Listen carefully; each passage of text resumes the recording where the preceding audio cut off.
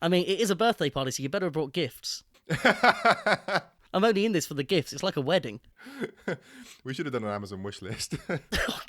Yeah, a mic stand and a pop filter for me, you mean? A mic stand, pop filter, and new computer for you, I think. So it's been a stressful day today, hasn't it? It's been a bit, yeah, it's been a bit sort of touch and go. I don't know how much people have kind of followed our Twitter through the day, but I did attempt to tease a super special secret topic. And that super special secret topic was going to be a very hastily arranged review of episode 7 of This Is Fighting Robots, which wasn't a good idea because I knew you were going to hate it, but you hadn't been able to see BattleBots yet, despite relocating to the US for the purpose. Yeah, despite Meanwhile, that. I had managed to catch it live, so I was fine. What time did you eventually get to see it? I finished watching it. Well, I finished watching it, and then my flight from the US arrived back at home about 20 minutes or half an hour, 20 minutes before we were due to go live. So yeah, it's been quite hastily arranged. I was halfway through the process of kind of sorting out all my notes for This Is Fighting Robots, and then just over an hour ago, had to switch it up. So I am in such a happy mood. It's going to be fine, mate. It's going to be great. It's a great episode. It's going to be flawless. There is at least a lot of follow-up where I've got stuff wrong, which is the best kind of follow-up. So would you like to get into it? Yeah, let's go. Let's go. So today's follow-up is entirely based on the idea of Ryan being wrong. Classic. So the first thing I was wrong about was feeder wedges. Now, I was fairly convinced that proper feeder wedges were a super common thing for drums. And I very confidently, while writing the show notes, left in a little point where I was going to put some links of examples of drums with feeder wedges, and I could only find one. And that one was Pulsar, which I can't even classify as a drum. So yeah, that kind of fell flat on its face. I did remember a couple afterwards. It kind of occurred to me that Jakku and Spin Doctor from King of Bots are both quite good examples of a proper feeder wedge on a drum. And I'm certain that there will be a few down in the lighter weight classes as well. But Jakku and Spin Doctor are very different styles of drum to Minotaur, so I'm not sure I'd even want to sort of claim that as a link. Verticals in themselves, obviously you've got a lot of robots with feeder wedges. Aftershock is an easy example. Bombshell with the very obvious one. Warhawk, who we saw this week, very clear feeder wedge. So in that respect, they're still as prevalent as I think they are. But yeah, I had a real blind spot on the drums. So this is my apology. Well, we all appreciate that. And the second thing I was wrong about, which I suppose I was always going to be wrong about, was the future of Vanquish. I tried to sort of infer from what Tweedy had been saying on Reddit about its future, and according to his AMA, everything he said seems to imply that it's going to be fine, it's repairable, and we'll be back this season. Fair enough. So there is the follow-up. Have you got anything that you were wrong about, maybe? I'm sure I do, but I don't remember it. / no one told me, so... We're kind of on a short timescale this time round. There hasn't been enough time for people to tell us everything we got wrong. But there is a man who has been a bit wrong recently, who I know you're dying to talk about. So there's a man who I follow on Twitter. His name is Elon Musk. You may have heard of him. He runs a couple of cool companies that I follow. And he's had a bit of a meltdown on Twitter recently, I think. He's been tweeting about how he wants to set up this like website thing where people can vote on like the integrity and core truth of journalists and the articles that they write. I think what's happening here is that Elon seems to just always throw a hissy fit. I think whenever he gets a negative review of a Tesla, he just doesn't like it. He really hates it when that happens, I think. So recently a couple of like big publications have like published reviews and articles about Teslas, and like the Model 3 is sort of like out there in the world now. I think it's been recently released in the UK and stuff, and there's been a big one of the things that's sort of like funny about it is its brakes are a bit inconsistent, and so like, a couple of reviews have pointed that out, and Elon is unhappy about it. So yeah, he's just sort of gone a bit mad and a bit Donald Trump. I think it's just a bit mad. It's sort of like the idea of having the general public vote on what the truth is just seems so crazy to me. It's like the truth is the truth and it's not up for debate. So there you go. What I love is that he seems to judge the validity of this idea through the highly scientific method of a Twitter poll. Yeah. And unsurprisingly, 88% of people that follow him and care about things he thinks and says said it'd be a good idea, which no one could have seen coming. You know, this isn't an echo chamber at all. It's just insane. Like, imagine if he makes that website, and I have every faith that he will. Like, it's just exactly the kind of thing he'd do. To have every faith that he will make it, and it will not be a source of sort of going to see which journalists have got good integrity and stuff. It will just be, who does Elon Musk like? Who do his fans like? It's just such a silly idea, and it's just I can sort of see where he's coming from a little bit, because it's like, I do think a lot of the public is losing faith in journalism in general, because there's so much stupid like clickbait and stuff, and there's like journalists under a lot of pressure. Like one of his sort of things that he says is that like journalists are under a lot of pressure to sort of generate ad revenue. And that's the one thing he said that I agree with. And I do agree with that. I think that is true. I mean, I don't read the news because it's just all rubbish. But his solution does not seem like the right idea to me. But there you go. What he's basically saying he wants to do is create another weirder version of Reddit, which is already kind of a system of deciding what is worthy and what is not. It's just more cat pictures than it is news. And it will always be defined by the audience that it has.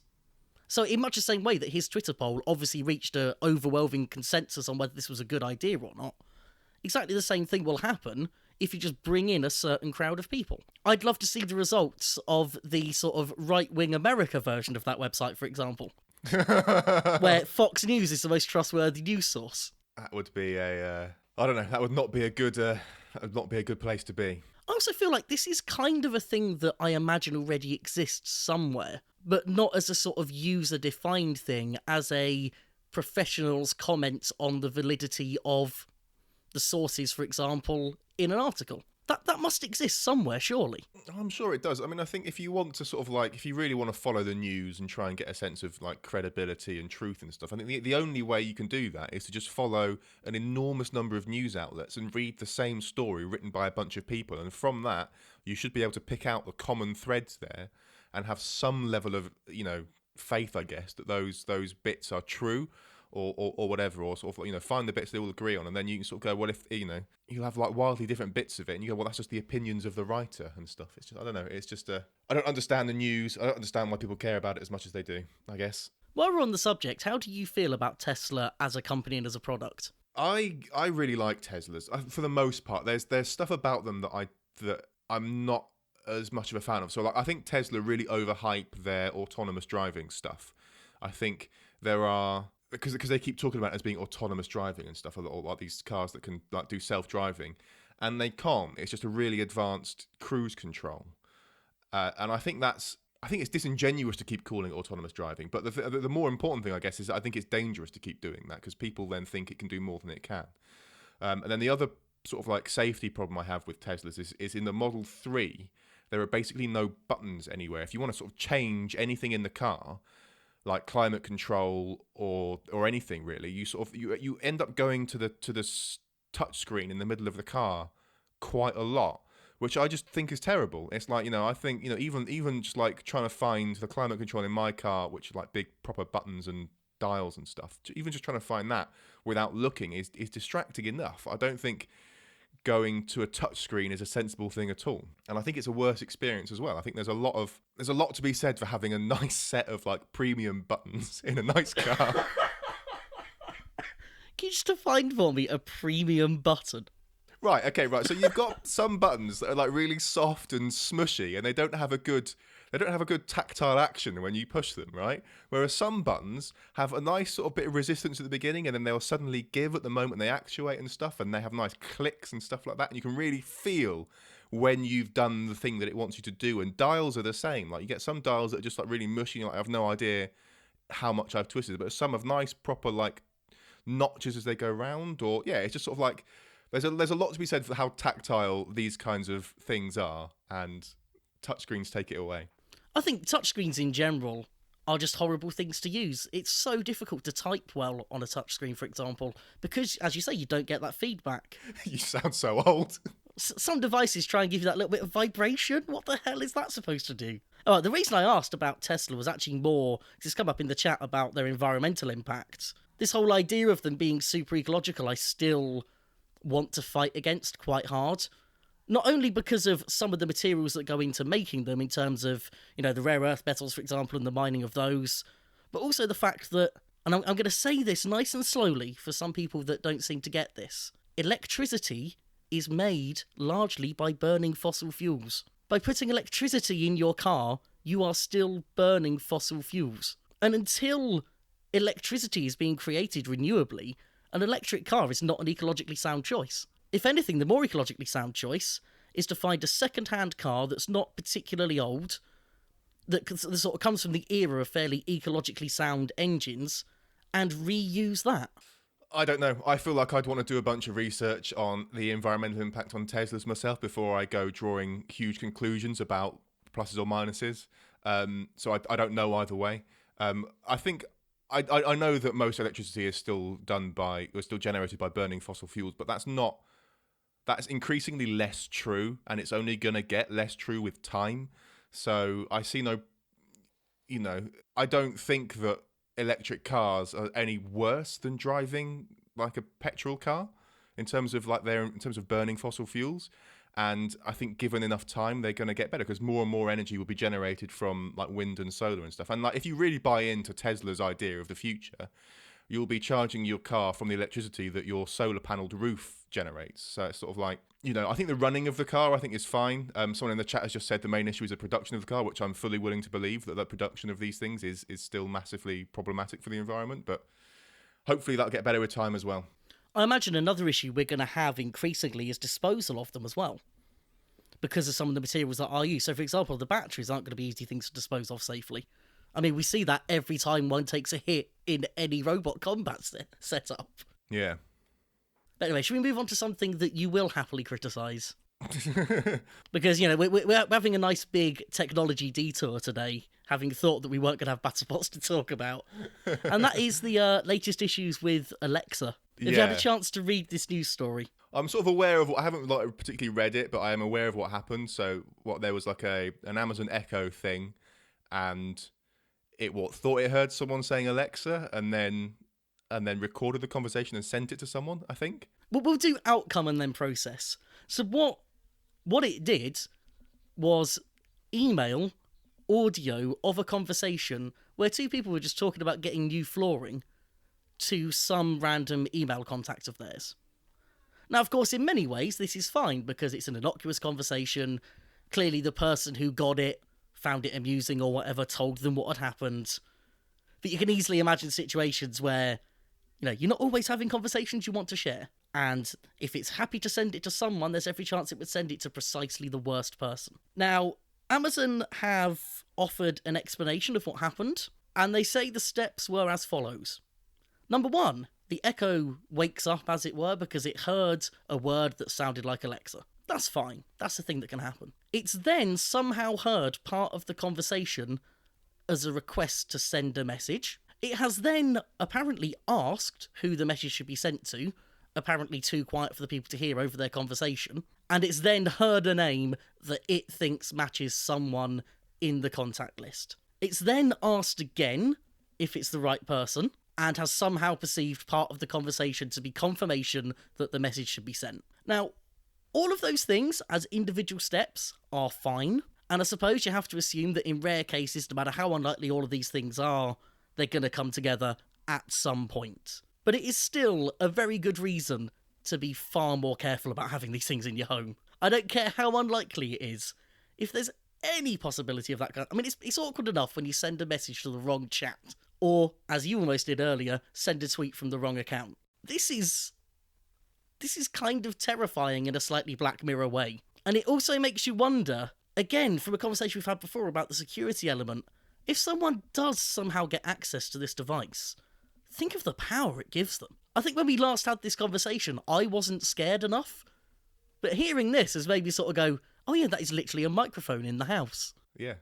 And it's a microphone that's designed to hear you from across the room as well. It's sort of like, it's designed for, you can buy these things, either the Amazon ones or Google make them.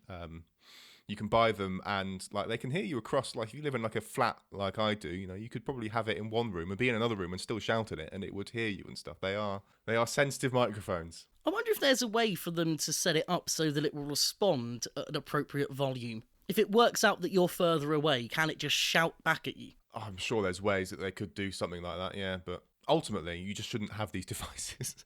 I don't even see what purpose they serve in people's lives. But there you go. It is interesting that we've sort of moved beyond a point where we're happy to press buttons, no matter how premium they are. No,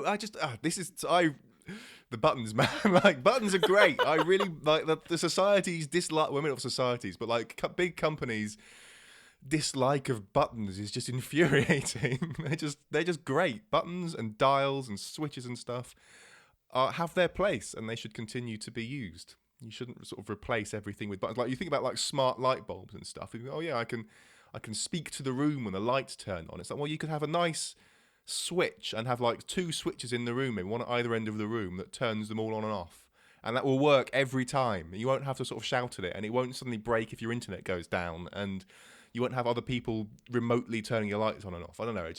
I don't understand what the benefit of these smart devices is. I think at the moment some people kind of see it as a status symbol because it's been in the realm of sci-fi and it's all a bit Star Trek. I think people see, oh, if I can do that in my home, people will be impressed. Which, of course, I don't think anyone is, but I can completely understand there being people who think about it that precise way. Yeah.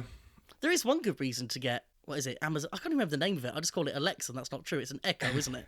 Yeah, the product is Echo, and Alexa is the name of the virtual assistant. Because you have to make everything as human-seeming as possible. There is one good reason to get one now, though. And that is you can now get one with extra Jesus. What is this extra Jesus? So... I don't know how this has happened. I think it's the Church of England have launched some kind of functionality on the Echo where it will, on command, pray for you. So one of the features that I've seen is that apparently if you're a very traditional family and you're around the dinner table, you can get the Echo to say grace for you. Because apparently that's something that people have really been waiting to outsource.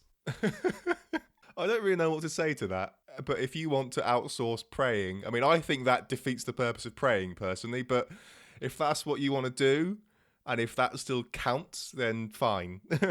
Has it been a thing through history where people have employed people to be religious for them? Is this just an extension of that? I don't know. I really want to know if there's some precedent for this. Well, I mean, there's like community praying and stuff in churches, but I don't know. I don't know. I think you have to be more religious than I am to have any strong opinions about this. Just can't wait for the faith healing app to come out. God, that will happen as well. We need to complete the big 3 of, large tech companies insulted. What have you got? Right. So, I own an iPhone and I own an iPad. Right. I know. I'm sorry. So I've in many ways, I've bought this upon myself. However, so there's a company called Valve. They make Steam and they make a lot of games. Steam is a way of buying lots of games. They also have a fantastic sort of product called Steam Link. So I have a Steam Link. It's a little puck thing that I can plug into my television. It lets me stream the games from my computer in one room over my internal network to the television in another room, and I can just sort of play games on the TV, and it's great. And last week or a couple of weeks ago, they announced they were going to be releasing a Steam Link app for iOS and Android. And I was very excited about this prospect because it would mean that I could have my Steam controller connected to my iPad and then play games on the iPad like that, and that would be great. And what I was really hoping for. So I'm getting a bit of RSI stuff, so I have to be very careful when I'm using a mouse and not use it too much. And one of the games that I really love playing is Civilization, and that's sort of the game that kind of caused me to have RSI. So I don't play it anymore, and I really want to keep playing it. And I was really hoping that, like, the Steam Link on an iPad, I'd be able to play Civilization on an iPad and not have to use a mouse. However, Apple... Okay, well, so the full story, I think, is Valve, like, submit... So Apple... Let me start over. So Apple have an app store, and they have app review, and Apple has to approve any apps on their platform for release. They have a bunch of guidelines and stuff, and most of the guidelines are fine. It's like, don't upload viruses, don't be too invasive with privacy stuff. But sometimes they just reject apps for silly reasons or very selfish reasons, I guess. And one of the big things about Apple is that you can't sell an app or put an app on Apple's app stores that lets people buy digital goods without going through Apple, because Apple get a 30% cut of all sales on like their platforms and stuff. So the one sort of like loophole is you can buy physical goods through apps on this, which is how Amazon can have an app that you can buy things through, but you can't buy like Amazon video apps on an iPad. You have to do it on a computer, which is really stupid. So what this means is that Apple have rejected the Steam Link app on iOS, and consequently, so they've rejected it basically from the iPhone, the iPad, and their Apple TV as well. And the reason for it, the reason they cited was business conflicts, which basically amounts to you can buy games through Steam, right? So the Steam Link thing is basically just a remote desktop application. That's all it's really doing. It's just like encoding your screen to H.264 and then streaming it to your phone or whatever. So it's like, well, what can you do about it? And Valve had apparently gone to some lengths to, like, if they detected that you were streaming games to an iOS device, they would like hide as many of the buy links as they could reasonably do. But it was still possible to find ways around that. If you started like the Steam app thing on your computer first and then connected to it afterwards without having the iOS app launch it, you would still get buy buttons and stuff. And so as a result, Apple have rejected the app, which is really, really annoying and a step too far. And it's just like, just why can't you let people have nice things, Apple? So yeah, I'm annoyed.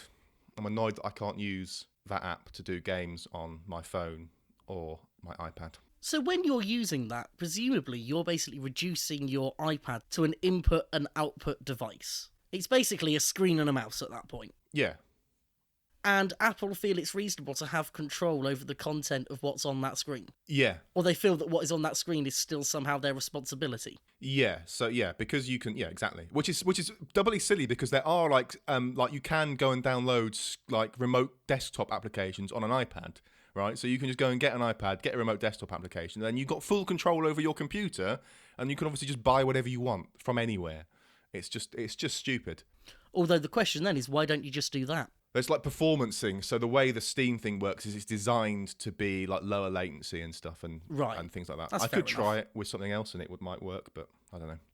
And so the question I was going to ask has been preempted in the chat. Doesn't this somehow sort of edge up towards sort of monopolistic behaviour from Apple? I think so, and I really do hope the EU... Don't get your hopes up! I don't get my hopes up too much, but I hope like someone, most likely the EU, because I think historically they do better about protecting their citizens from this kind of stuff than American government does. Yeah, precisely. They're citizens, Sam. I know, but like anything that happens in the EU, even when we're not a part of it, it will affect other things in the world. That's like very GDPR true. affects everyone, despite being an EU law. So yeah, I think it does breach monopoly rules, but I am not a lawyer. But yeah, I hope someone investigates them. And there's one more question in the chat I want to get to quickly. What do I think about the Steam controller? The Steam controller is the single greatest controller that has ever been made.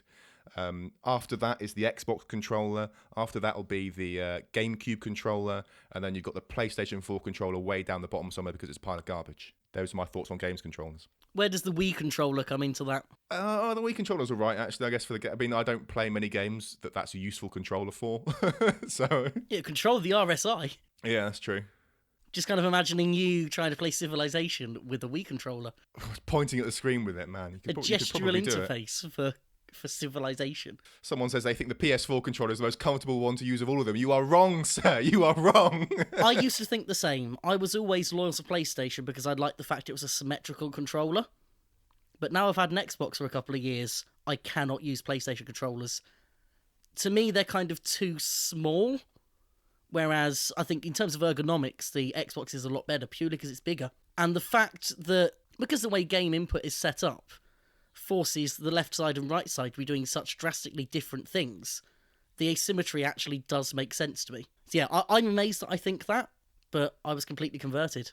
Yeah, I think the PS4 one is just too small, and the other thing about the PS4 one particularly is where the analog sticks are. Like if you're holding the controller how I think you're meant to hold it, your thumbs end up really far down. You have to sort of put quite a lot of force to sort of have them over the joysticks on there. I don't like it, but I mean, none of them hold a candle to the Steam controller. I genuinely think it's a work of art. That thing, it is for the games I play and stuff, and given its flexibility and stuff, it's fantastic. If you've got a Steam controller, you need to go and play Borderlands with it. And if you set it up just right, it is majestic. It's just so good. And thank you, Gareth. I do indeed find girth important. We've established that over a few episodes. Right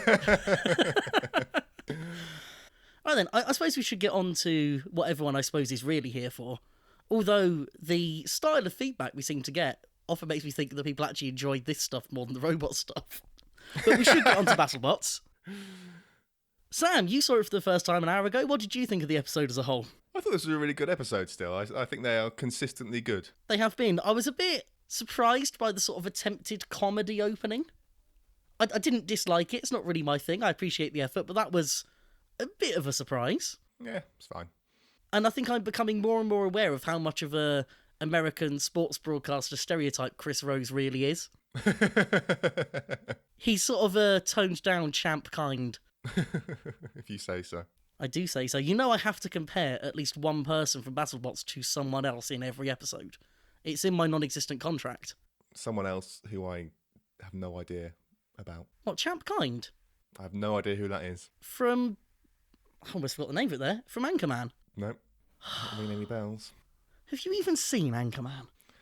I think I have. I swear a few years ago I met someone that hadn't seen it yet, and I'm now worried that might have been you. Oh, that guy, yeah. Okay, I do know who you mean now. As ever, I need a picture to know who on earth you're on about. Well, it's not happening. We'll move on. It's fine. This is definitely the best variety of weapons we've had in an episode for quite a while. Yeah. Mainly because we've got one entirely unique weapon. But it is, as it was last episode, really a fantastic variety. Some really interesting matchups in here, even if a couple didn't live up to their hype necessarily. Really good sets of matchups yet again. So let's start with Overhaul versus Sawblaze. Yes, and Overhaul needs an overhaul. It looks so unrefined.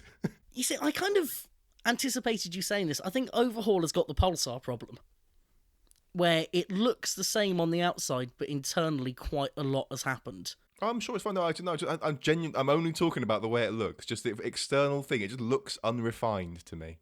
Is this an ugly robot in your book? This is an ugly robot, and that matters. I kind of agree. I think it is more function over form, but I appreciate it for that. I think this would be a difficult robot to make look good. Razor. Razor was a very different robot, though. That is true. Well, we'll get on to another aesthetically pleasing Crusher later, won't we?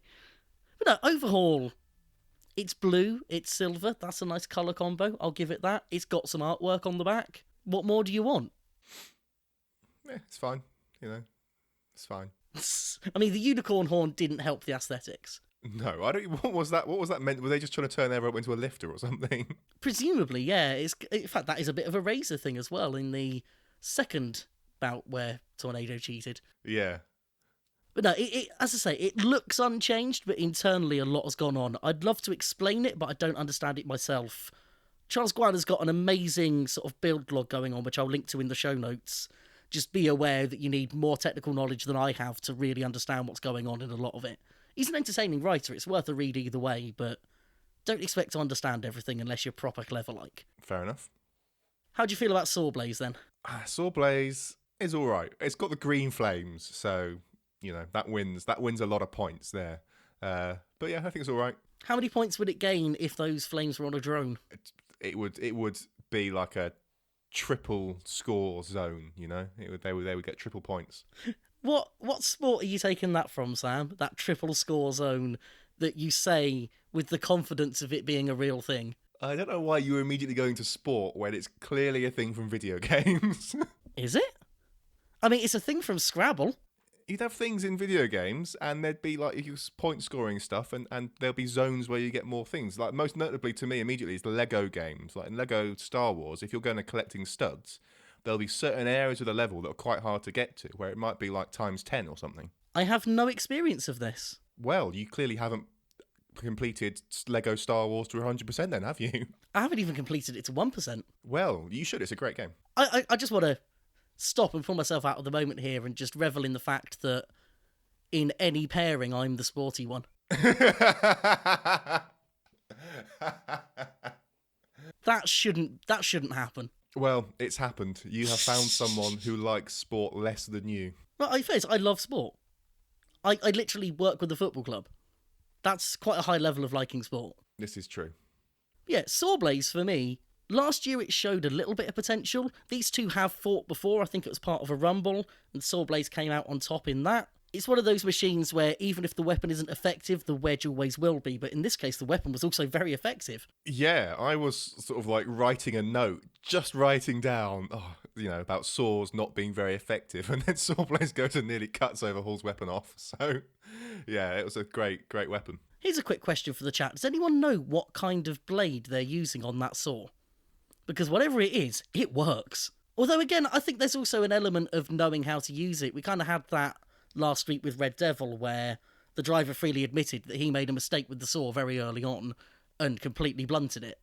So it may well be that Jameson Go, who is a very good driver anyway, is also very good at using that weapon. A round one with teeth on it. It looked like a kind of saw blade for like cutting concrete and stuff to me. So I'm going to argue that it didn't actually have teeth on it. It kind of had those little cutout bits that I've looked around online at saw blades trying to work out what all the different types are, and I don't seem to find these ones very easily. That's a good point as well from the chat. It cut through the steel really easily of the weapon, but didn't do so well on the bodywork. It threw a lot more sparks on the bodywork, which makes me think it's probably titanium, but I don't know, it could be aluminium down there as well, which you'd imagine would be softer and easier. So many unknowns. So many unknowns, yeah. But either way, it was plenty to win the fight with. And I'm kind of surprised it wasn't worse for Overhaul, because when you look down the sides of it, it seems as though the motors are completely exposed. On the 360 view, which they actually used in the broadcast for once, it looked as though they were very vulnerable to a well-placed hit. Yeah. One day. It'll be interesting to see what kind of fights Overhaul gets, because it's the kind of design I can see them just putting up against anything. There's nothing that it obviously counters really well, or is countered really well by, so you feel like anyone could get thrown at them. And as much as it's a solid bot, I don't see it beating that many of the top tier competitors. No, I don't think Overhaul is that good. I feel like it should be, though. But why? Like, it just hasn't. Yeah, I don't know. I don't feel like it's that good. I think it's all right. I think it'll probably win a couple of fights, but I mean, it's in its third tournament now. It's gone through a lot of refining. yeah.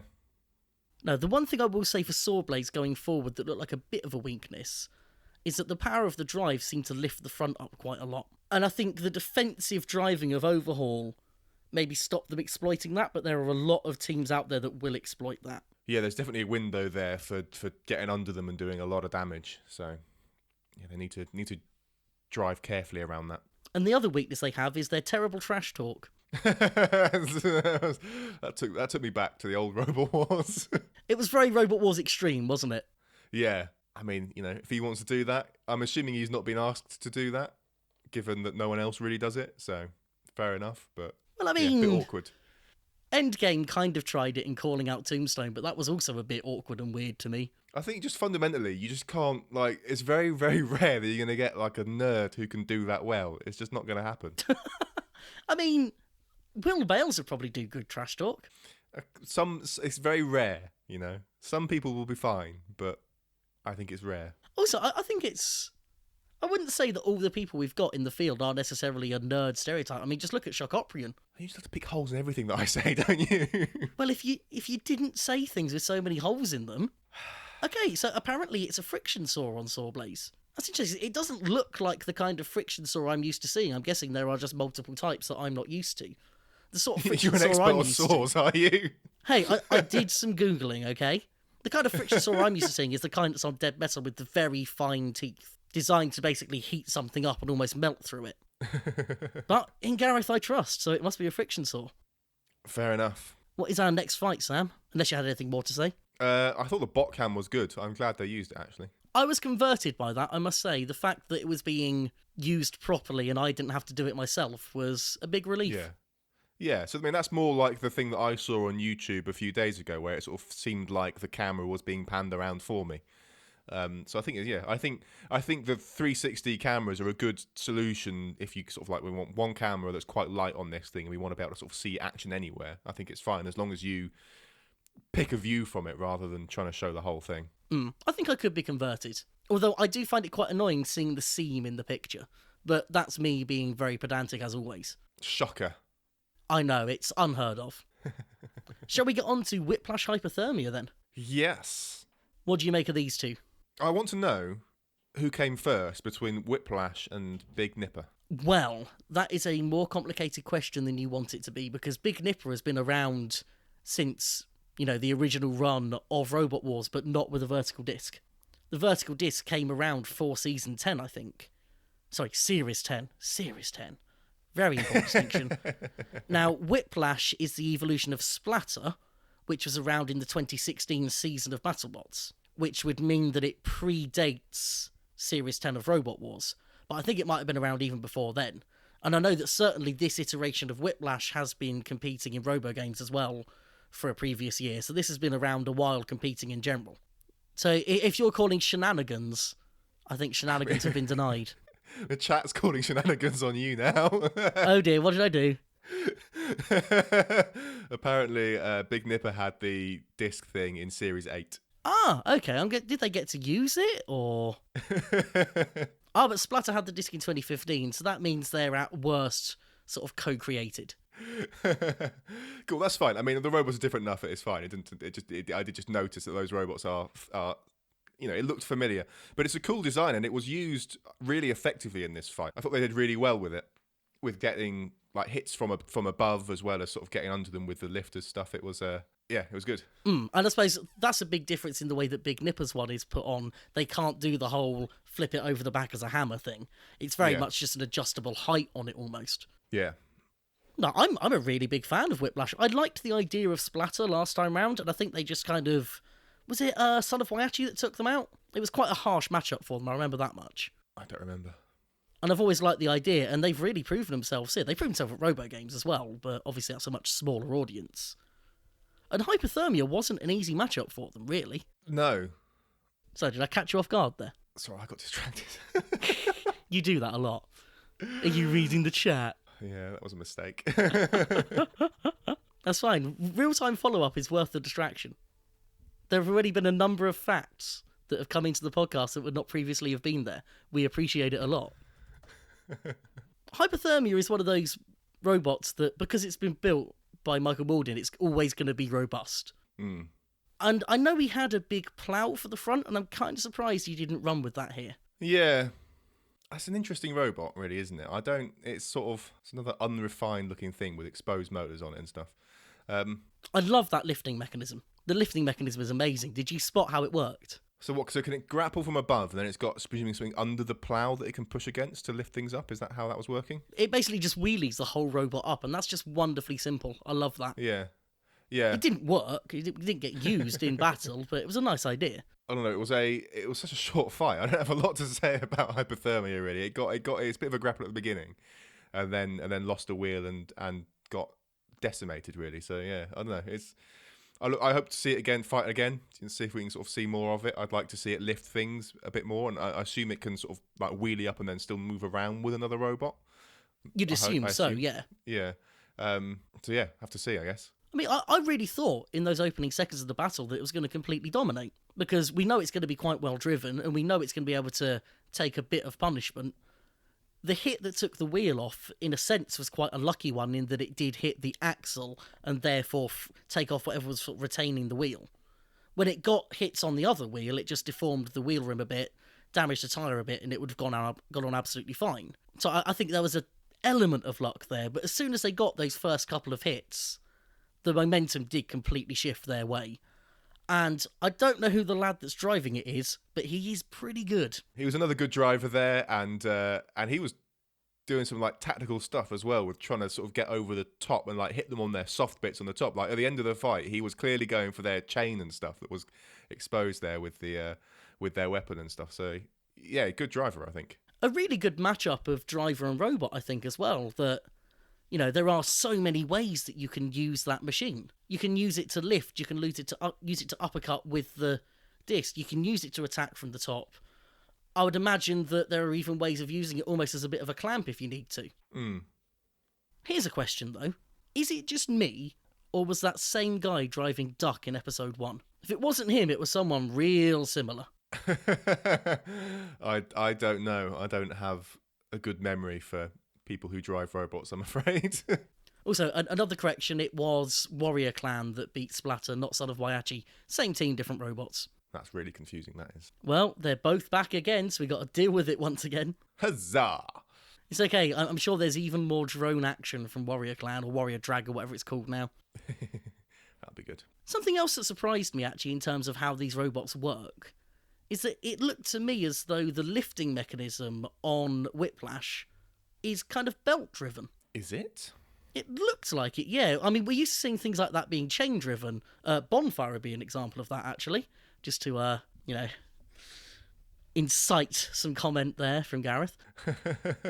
And those, that setup to me has always looked kind of flimsy just because of the force it's going to put on itself. Whereas I like the idea of a belt purely because that's going to be able to slip when it needs to. So to get that back down to ground level, you haven't got to control it down perfectly. You can just slam it back down into the ground, make sure it's there, and that belt will slip if it needs to. Obviously, on a chain and sprocket system, that's not something you can really do. I don't know if it's as much of an advantage as I think it is, but it looks like a really good idea. I don't know. I didn't spot that it was belt driven. Like I say, to clarify for the chat, I'm talking about the lifter mechanism, not the disc itself. Discs themselves being belt driven, I know is quite common. It was the lifter that particularly interested me. I mean, I would not think that you wanted that to be slipping. Like, that would make it I mean, I guess unless you're not really aiming to do much lifting with it, and it's more about just articulating where your disc is, then it's probably fine. But I think that's really the idea.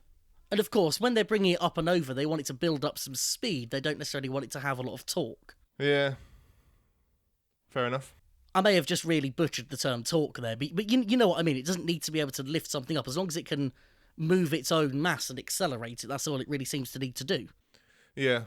Well, you spotted something I didn't, so. That's what I do. I mean, I have had 2 whole viewings. Anything more on that fight? I don't think so, no. In which case, let's roll into what is just an absolute mess of names. 4 Horsemen versus Double Jeopardy versus Gamma 9. Complaint number 1, 4 Horsemen is a 3-part multibot. Complaint 2, Double Jeopardy only provides Jeopardy once. And number 3, Gamma 9 is a terrible name. So cruel and so true. I mean, I like all the robots. I like 4 of the robots. What robot do you not like? Gamma 9, but we'll get to that. Okay. 4 Horsemen, I'm really interested to know what happened. Because they've obviously brought 4 machines, 3 blenders and the wedge, basically. And it was implied in the commentary, well, it was stated in the commentary that putting all 4 together would put them over the weight limit. But it was almost implied as though they didn't know that and had to, at the last minute, only enter 3. Well, I mean, given the name they've gone with this time with their cluster bot, then that would kind of, that story makes sense. It's not necessarily true or anything, but as a story, that makes sense. Why would you name a robot for 4 Horsemen if it could never, or like a collection of robots for 4 Horsemen, if it could never actually fight with all 4 of them at once, you know? So, maybe they have turned up overweight, but that seems like a weird mistake to make, especially for someone like Ian Watts. Well, I mean, they've got previous of doing this, of turning it with more robots than they need, so they can pick and choose which robot to use in a fight. And I imagine that's what's happened. I mean, that's sort of my assumption was they know that they can't put all 4 in, obviously, but they've sort of gone with, we can, pick 3 to go in depending on who our opponent is going to be, or are. And, yeah, I don't know. Like I said, I think from a storytelling point of view for TV, I think the story makes sense, but I wouldn't have thought that they'd make that mistake. I think they've just bought 4 robots to fight 3 of them. So now we really are calling shenanigans. It's good to have the shenanigans back. We needed them. They're always shenanigans. Really promising entry, though. We know how much damage they can deal, but we also know that they do struggle in terms of control and the sort of longevity of the spinners especially. Yeah. But of course, when all else fails, you've got a very good wedge, which we certainly saw in this fight. Yeah. Double Jeopardy. I mean, I was excited to see this robot. When I sort of saw the beginning, I had no idea this was going to be in here, and then I saw the cold open for this show, and I was like, "Oh, this is exciting," and it's just disappointing again, I guess. Maybe not as disappointing as Petunia, but still disappointing. No blue balls today, then. Oh, that's a horrible term. Why would you use that? I mean, a load has been blown, so. Oh. Hashtag not scripted. Are you suitably weirded out now? I'm not sure if I should edit that out or not. I mean, that's a choice that you're going to have to make. Damn it. The other joke I was trying to work out how to make was something along the lines of a glass cannon, because it kind of is one, really. It doesn't have much in the way of defensive properties. The front wheels seem to kind of extend out the front of the armour on the sides, which is a bit weird. But I feel like this has very much been built to see, can we make a cannon work? and I appreciate it for that and that alone. The answer to it is no. You can treat this like all clickbait titles. You know, the answer to any question in an article title is almost always no. Does a cannon work in BattleBots? No, but it was funny. I want to say that there's a chance it'll work better against other opponents, but I think if it was going to work against anyone, it was Gamma 9. Gamma 9 is what happens when Draven doesn't teach anybody anything. That thing is... I don't want to call it a mess, but it is a bit of a mess. It doesn't look like it's invertible. It doesn't look like the Crusher can particularly crush anything. It's kind of massive. It's got a genuine Series 3 or 4 vibe about it. Yeah. But how do the aesthetics compare to Razor? That's the important question here. There's no contest, you know. Gamma 9 is clearly inferior in every way. It's got that matte black finish. It does have a matte black finish, which is nice. I don't understand the little, well, I assume it's there for a reason, but the little, like, tank-like turret thing on top. The mixing bowl, yeah. The mixing bowl they've put on top to cover some mechanical linkage, I guess. I think it's better than Draven. Like, it seems like it'd be more effective and stuff, but yeah, it's still not. Well, it's capable of driving around. I mean, it is actually quite quick and quite well controlled, which is a good basis for any robot. It's just the potency of the weapon that you have to call into question. Definitely above Draven in terms of performance, because it's, you know, almost lasted a whole fight. Yeah. For all these criticisms of the robots, I think this is a really fun battle between three sort of designs that completely go against the meta. And again, if we're going to have these rumbles, this is the kind of rumble you want to set up. You know, this was a good fight. I think actually it was well, reasonably good fight. Like, it was good to see a bunch of different types of robot and stuff, and it was good to see people trying stuff to see what happens. But yeah, it's just a shame that there were none that were like standout, like big successes. I mean, Four Horsemen are kind of the success story of this, just because they've managed to do some damage. Yeah. Admittedly against what looked like HDPE, but damage nonetheless. And I think that is what's gotten the judge's decision as well. Not that I'm happy with the decision. It shouldn't have... Right, so I think they made the right call, given that it was a judge's decision. Like, when the fight first ended and it was like a judge's decision, I was like, you know, I'm not sure who was going to win. And then when they were sort of like going through the little replays and stuff, and I was sort of thinking, actually, no, they've done a lot of damage, they're probably going to win this. But I don't think it should have gone to the judges in the first place. I think the two mini-bots were counted out, like immobile for a lot longer than 10 seconds, and the count just never started for some reason. So I think it shouldn't. It was Gamma 9 that was still working, so I think Gamma 9 should have won by knockout. I've had a look at the judge's decision. I think I understand how they've come to it, but I do completely agree with you that it shouldn't have gone to one in the first place. And I think if this had gone to a judge's decision in Robot Wars, they would have retrospectively applied the count out, but I don't know if BattleBots judges can do that. So for me, for the decision, I'm unsure whether you give both damage points to Four Horsemen or if you have to split them because two of them have been knocked out. But I don't think you can really call that damage from Gamma 9. Certainly the point where it got, I'm going to call it a crush, it was more of a grab, that didn't seem to do very much. There was a good sort of drive into a wall at the end that did something. So, best case scenario for Gamma 9, that's a split. I'd be tempted to give both to Four Horsemen. Aggression, you have to give to Four Horsemen because Gamma 9 has only really used the weapon once, and aggression is still based on weapon usage, so that's an easy one. Control is tough, but I'm erring towards Four Horsemen. I think they have managed to land far more hits with their weapon. Again, they've effectively controlled their robot to do its job, whereas Gamma 9, it's got some good runs on robots, but it's never really got that crusher into play. And then on strategy, I feel like any time a cluster bot does well against a heavyweight, it's got to win the strategy points.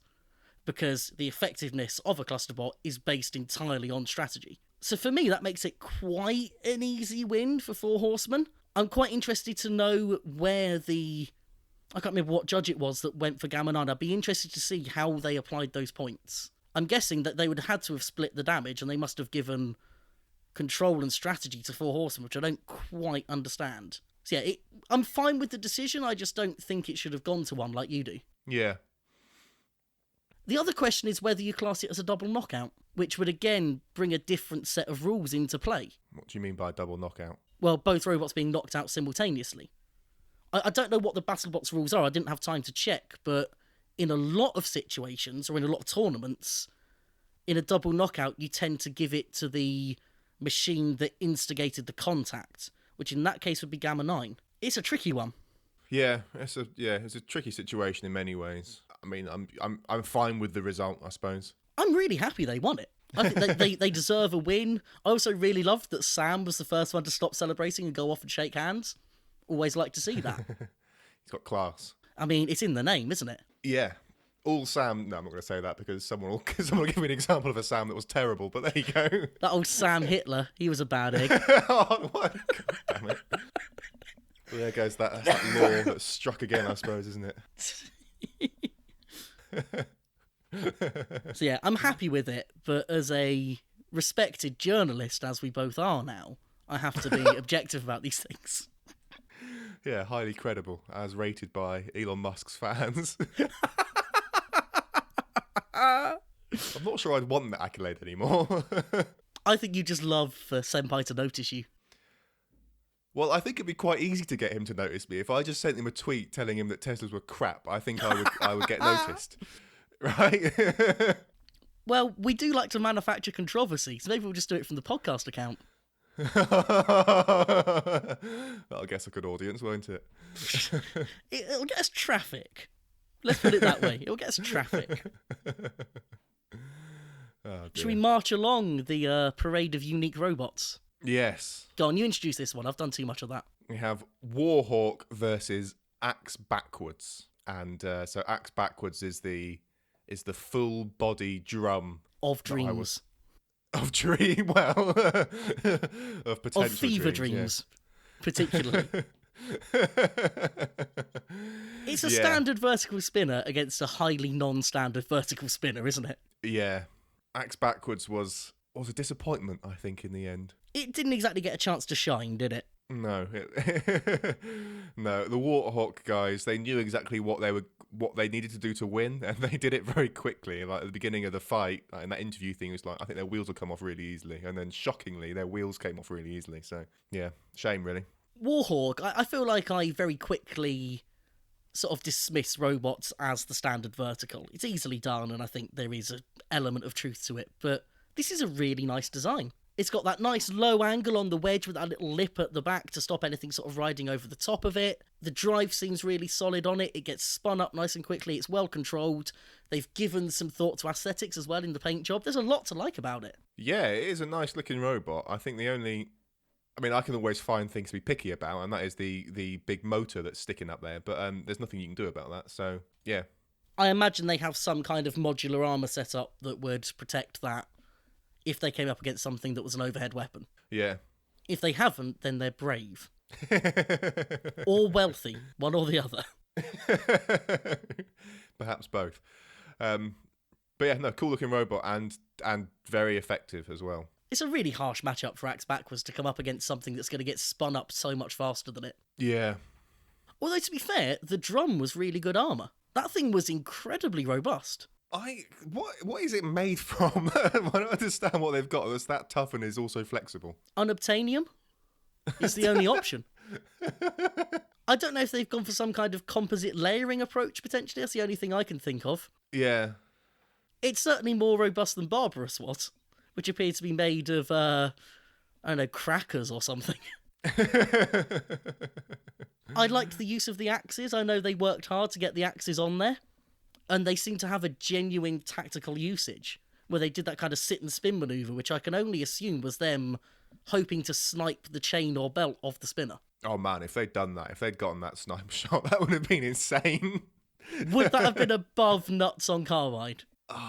Maybe, because just I the feel fact like it was done with an axe. Just done with an axe and probably slightly less intense. I mean, the whole point of Nuts is to do that kind of thing, whereas that's not their main mode of operation to do that for Axe Backwards. So I don't know. It's in the name. But I mean, it would be insane anyway. Maybe those axes are actually their primary weapon. Is that what Only hits with those are counted with the judges. It's all about getting the axes in there. Because it's got to be a powered weapon. Are the axes, do they count as powered? Does the fact that they're sort of driven from the wheels, does that count as power? Don't get in the way of my low effort memeing with facts. I'm sorry. No, I feel like Thwackbots would not get through the BattleBots rules. Although if someone wants to go and have a go, that'd be great. Can you imagine Nuts in BattleBots? I really can. That'd be so good. I'd love to see that. What I'd love to see is a version of Nuts that exceeds the tip speed limit and gets banned, like Helichopper did. No, this is too dangerous. Can you imagine if Nuts did to Tombstone what they did to Carbide? Yes, I can imagine that. Although I can imagine Ray going in with a chain guard. Yeah, but like, just the fallout from that would be insane. It would be beautiful.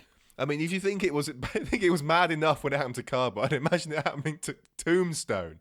Oh, that'd be fantastic. Casual fans would love that happening, because casual fans see Ray as a bad guy. To be honest, I think hardcore fans would also quite enjoy it, because we all know that Nuts is actually quite good. But there'd be a sweet spot of people that would hate it, I suppose. Oh, that'd be fantastic. One can only dream. If there's a way of getting Nuts into BattleBots, I feel like that needs to happen. Roy was there this year. He'll have got a taste for it. Well, unfortunately, the chat is telling us that Nuts is not allowed in BattleBots. The Melty Brain doesn't count as an active weapon. And that is BattleBots' fault, and they need to change. Yeah, right, that's it. Right, we need to go on to change.org, get a petition going to BattleBots to get them to change the rules to allow Nuts, and then we need to go and do like a Kickstarter or something to get Nuts over there. Someone come up with the jaunty hashtag. I don't know, Nuts across the pond or something like that. Axe backwards, we've said about how robust the drum was. Fair play to the wheels as well. Because yes, that wheel got removed, but it kept working for a good 30 seconds, with the motor just kind of hanging loosely by one of its mounting points. That was quite lucky, I think. You say lucky, I say good design. Of course you do. I like to give people the benefit of the doubt. Unless I don't like them, then I don't. Anyway, the main event? The main event, yes. We have Hypershock versus Bite Force. Oh, I was so excited for this fight.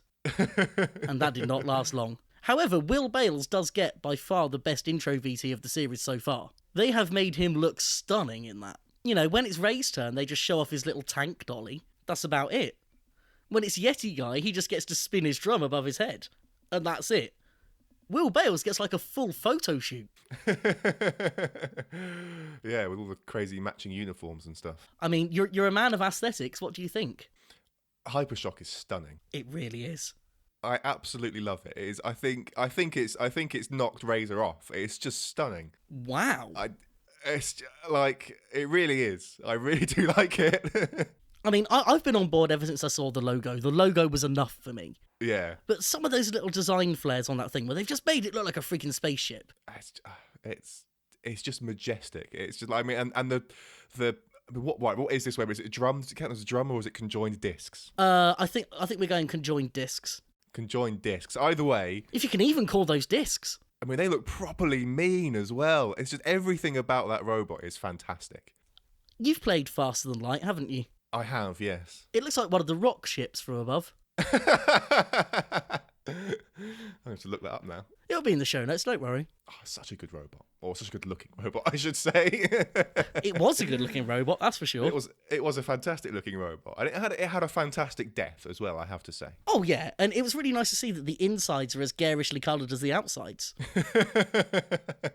I'm surprised how easily it died. Yeah, that was disappointing. I think this is testament to the power of Bite Force, which is a robot that I still find it hard to like, but you've got to respect it after that. Yeah, like, I think Bite Force won me over a little bit. I've always been a bit underwhelmed by it, but that was an astonishing hit.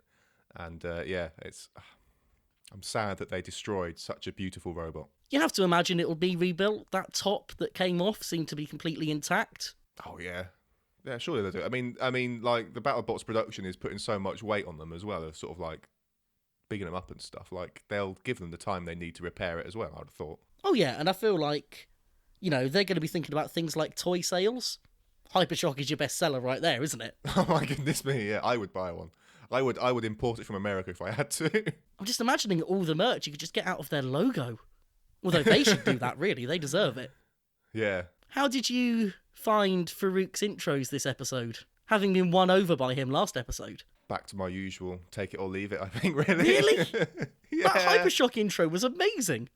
It wasn't the punny thing that I don't know. It was fine. I mean, I still think they're fine. Like, I'm still watching them. But yeah, not the... It's just weird because it's like, I guess it's just the style of like the big like boxing ring type intro that I don't know. I just don't care for that in general. I didn't like the old BattleBots one with Mark Biero. I thought that was too serious. It was very boxing introduction. It was almost semi-factual. It was kind of poetic, but not particularly interesting. Whereas Farouk's intros are really heavily laden with wordplay and puns. And in this case, he's even gone for some proper sort of expression in it. And I just feel like he's got a lot of freedom with it this year. And he's really running with that. And it's entertaining.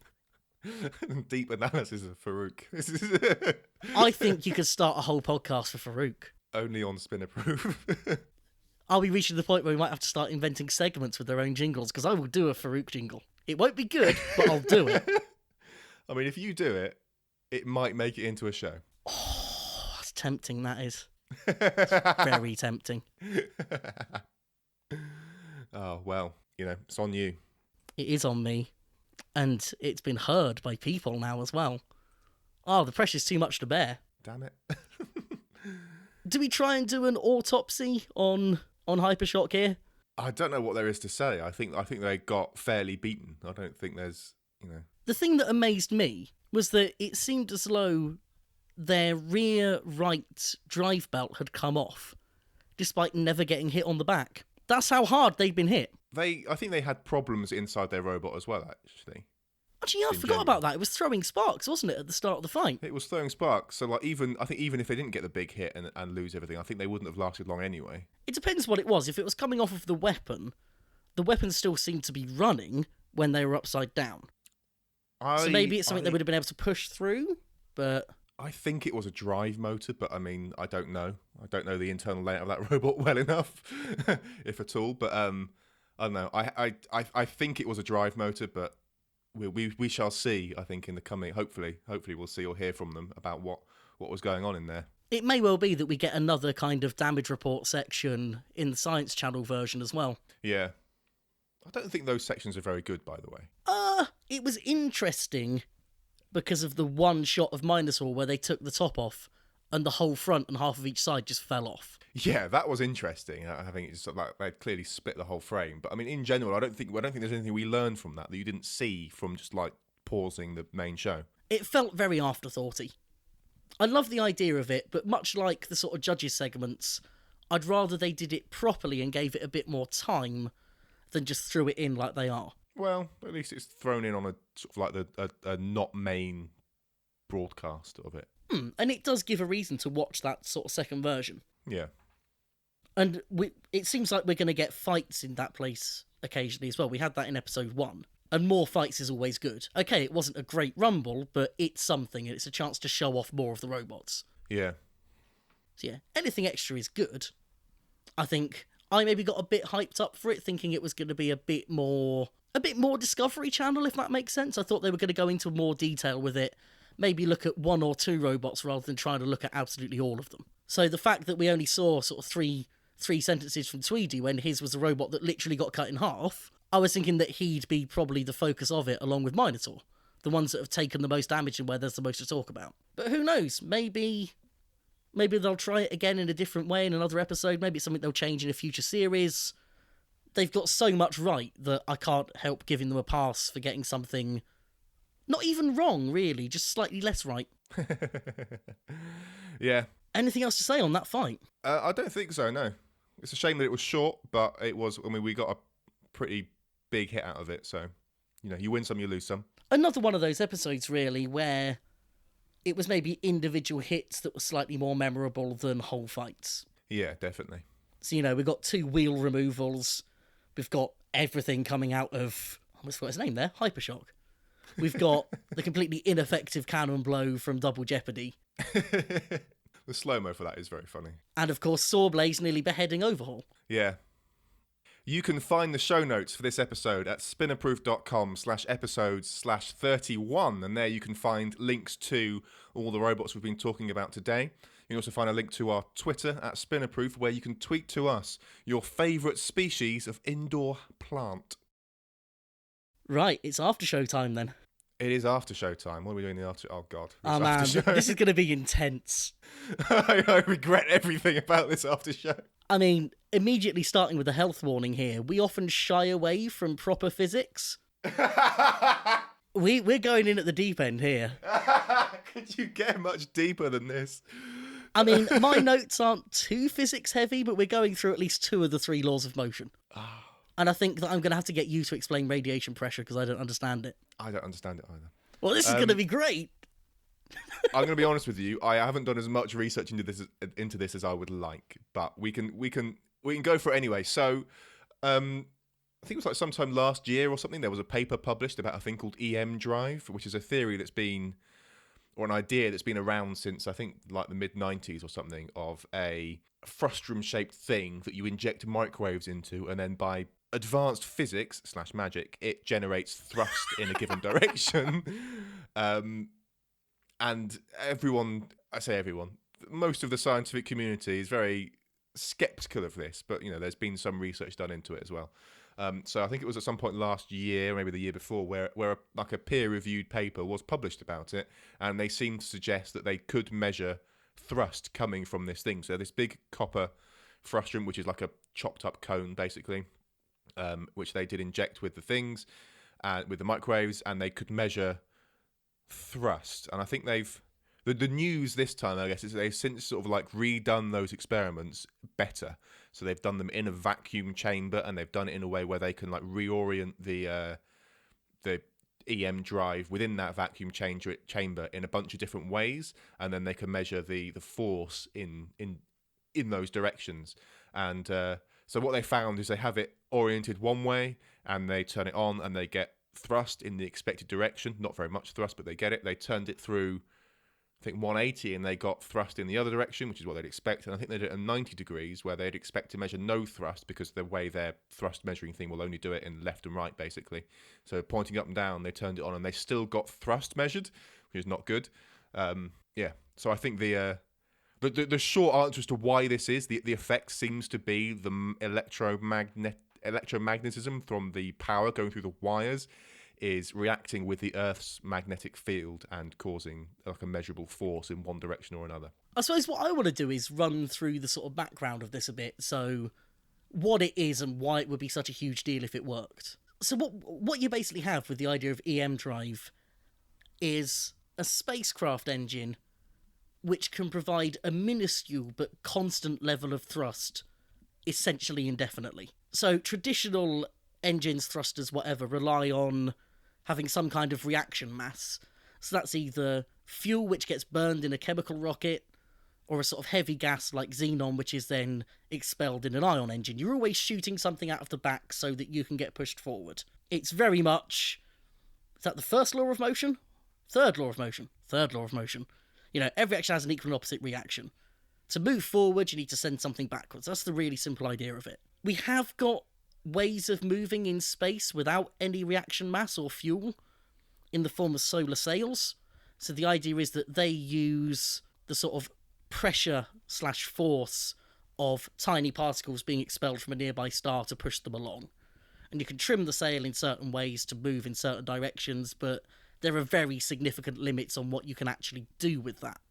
I think they're exploiting the fact that photons have momentum. Yeah, which is what this is supposed to be doing, but with microwaves, I believe. Yeah, I think the idea is that they're sort of hitting one side of this frustrum harder than the other side, I think, or they have more momentum on one side than the other, and as a result that produces a force in one direction. I think that's my understanding of the idea, but I mean... My understanding is slightly different. My understanding is that they're shooting them in from the side of a cone, and they can bounce around inside the cone and leave at either end. They can leave at the wide end or the short end. And, of course, probability dictates that more will leave through the wide end than the short end, and that somehow creates force. I didn't think they could leave. I thought they were contained, because I think if they could leave... It's open-ended. Is it? I'm not sure. Okay, well, I didn't think it was. I was sort of, in my head, they were sort of like bouncing around inside it and fully captured. And because if they're leaving, then yeah, they're just basically throwing photons out the back, even if they're not visible photons. And... I mean, I thought it was open-ended, but that would actually contradict one of the big criticisms of it, so maybe you're right. Yeah, because if it was open-ended, it would just be a photon drive, which exists. It wouldn't quite be a photon drive, because it's using microwaves. Yeah, which is part of the electromagnetic spectrum, and it's all photons, Thermal radiation is photons. Very true, very true. See, this is why I don't talk about physics.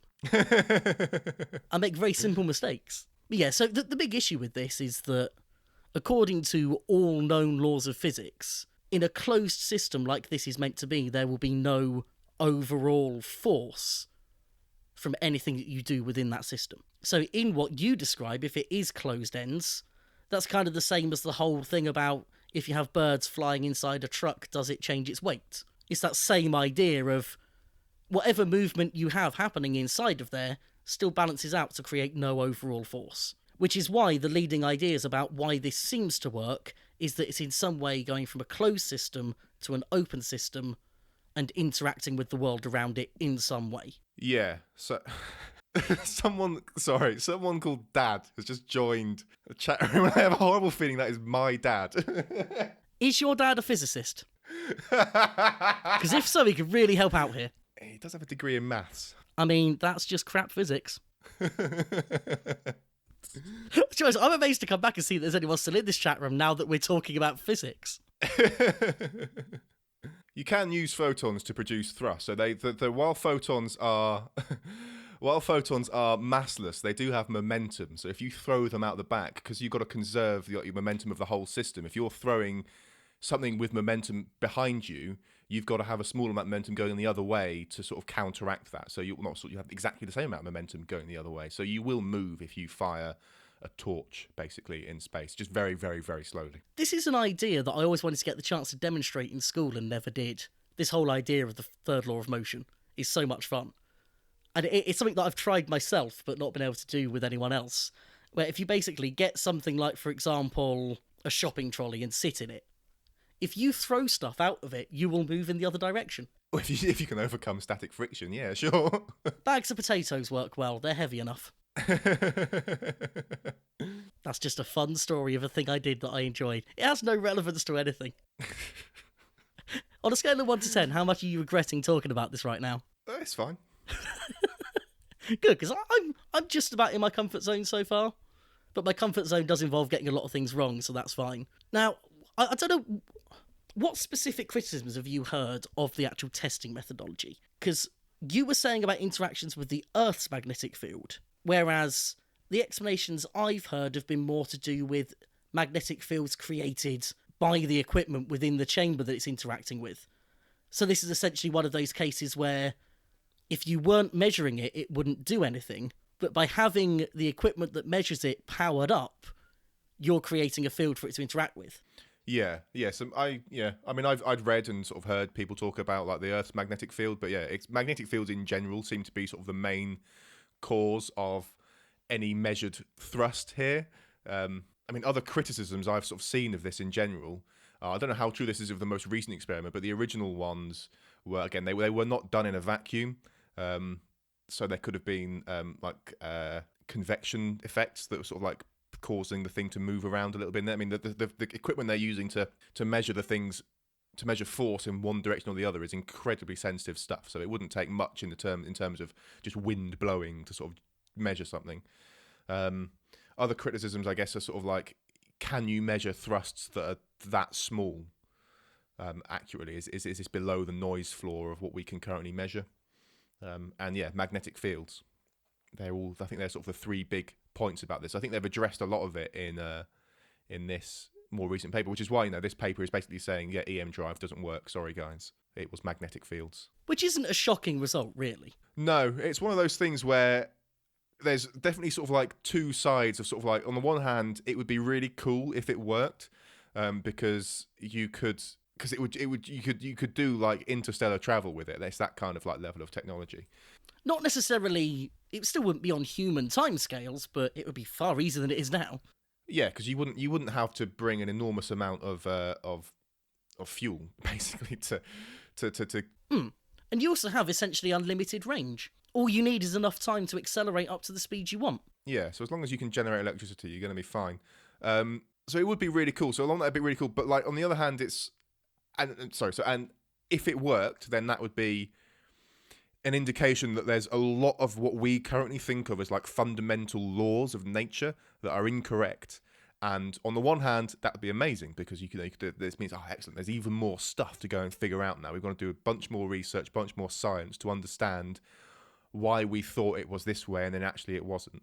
Whereas on the other hand, it's like, well, actually, if what we currently think to be very fundamental laws of nature, and that's things like, conservation and momentum, general, and I think even like general relativity, and whatever the other one is, special relativity, all of that kind of stuff breaks, and if that breaks, it's a problem for humans, because it's sort of like there's so much stuff that we do that's kind of based on that, and it would be a bit alarming if at this point suddenly these fundamental things turn out to be not quite right. It'd be like going back to the days before Newton invented gravity and everyone was floating around. Terrible. On a serious note, though, if EM Drive turns out to be viable, that would open up the doors for a lot of things that we've previously assumed were impossible. Most excitingly would be free energy devices. And of course, when you put it that way, it sounds like a much stupider idea, but... Yeah, I think as soon as you make the connection between EM Drive and perpetual motion, I think you immediately go, it's probably not going to work, because, you can't generate energy from nothing. But maybe you can. And if you could, I mean, yeah, it would be awesome, but it would be scary as well. And that isn't what an EM Drive is trying to do, to be totally clear. It gains its energy in a very standard way. It'd either be through solar or an RCG or something like that. So it'd be producing its own power in a normal way. It's the... what's the word I'm looking for here? It's the force it's creating that it shouldn't be able to, because of that lack of reaction mass. I really stumbled there. We're getting to the edges of ability. I think what I mean, so like the way you could turn this into a perpetual motion machine is to attach a bunch of them to a wheel and then start having them spin the wheel. Eventually that wheel will be able to generate enough electricity to power the M drives, and then you can just start tapping off the excess. So yeah, it's not gonna work. It's a shame that it doesn't work, but I'm equally sort of like, it doesn't surprise me. The other thing, of course, it does is allow us to reach ridiculous speeds. Again, over a long period of time, because the amount of acceleration you're getting is absolutely minuscule, but we would theoretically be able to approach the limits of light speed. And never reach, of course, but approach. Yeah, just keep going and going. It would be crazy.